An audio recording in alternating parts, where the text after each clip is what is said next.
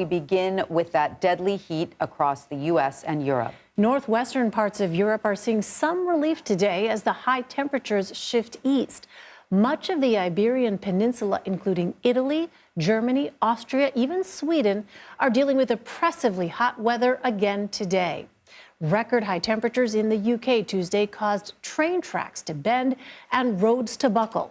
Rare wildfires broke out in and around London. The city logged its hottest day since records began. The hot weather is fueling out-of-control wildfires in other parts of Europe as well. Thousands of people evacuated homes in several countries. The heat has killed at least 1,700 people in Spain and Portugal alone. CBS News foreign correspondent Elaine Cobbe joins us from Paris with more on this. Hi, Elaine. So the extreme heat is causing a lot of damage around Europe, whether it be to infrastructure, wildfires, or most upsettingly, the human toll. So how are leaders responding to what's happening, and could we see nations move faster to adjust to climate change? It's a tough one.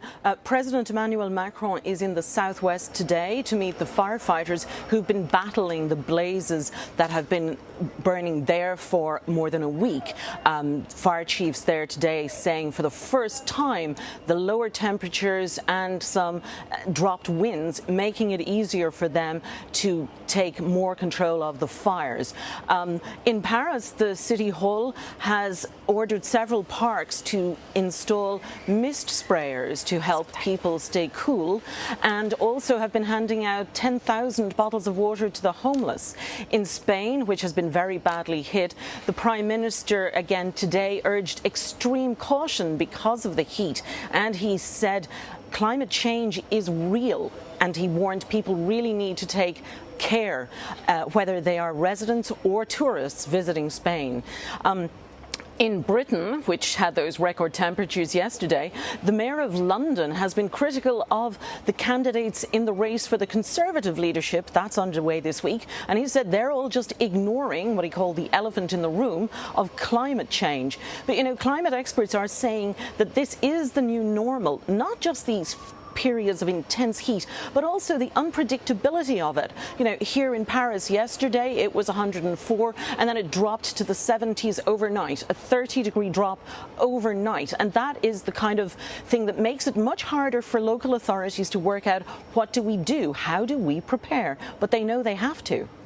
Well, Elaine, you know, some officials in the UK have been sounding the alarm for quite some time about the need to adapt to climate change. We see, though, the UK struggling, as other places are, with this heat wave. Why is that? Why do you think it is that officials didn't seem to be prepared for this level of heat?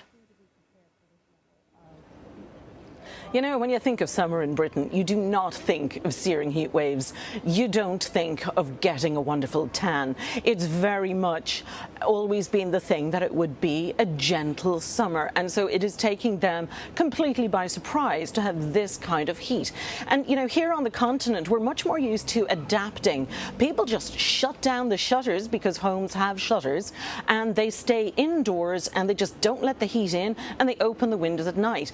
And in England, they're just not used to that, and they're only starting to adapt. And the heat, as you said, caused those grassland fires, so much so that in and around London, the London Fire Brigade had its busiest day since the Second World War. And that is huge. So that's something they're very concerned about, because once there's a drought and the ground becomes tinder dry, fires can light so easily.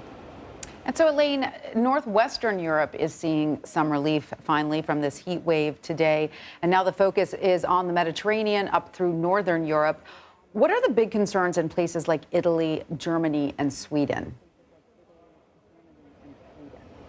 Well, the temperatures in many places are higher than usual, and also the intensity of several days of heat wave is making life complicated. It's in the high 90s in Austria, Romania and Hungary, in the center of Europe, where they're only relying on rivers and lakes to get cool.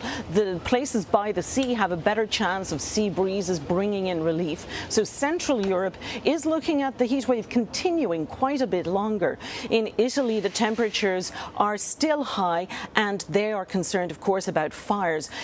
But even in Greece, where it hasn't been particularly hot, it has been very, very dry. So there are fires all around the capital, Athens, and some 500 firefighters say they now have them under control, but it took them 48 hours and caused a lot of worry to residents there. And of course, fires still raging across the southwest of France into Spain and Portugal, and concerns that this is just July. August is when it's usually heatwave time, so people are thinking this might not be over. Here in France, we had a heatwave already last month, so we're on heatwave number 2, and people are saying we could be in for a third in just a month. Elaine Cobbe in Paris, thank you so much. We appreciate it. Stay cool if you can.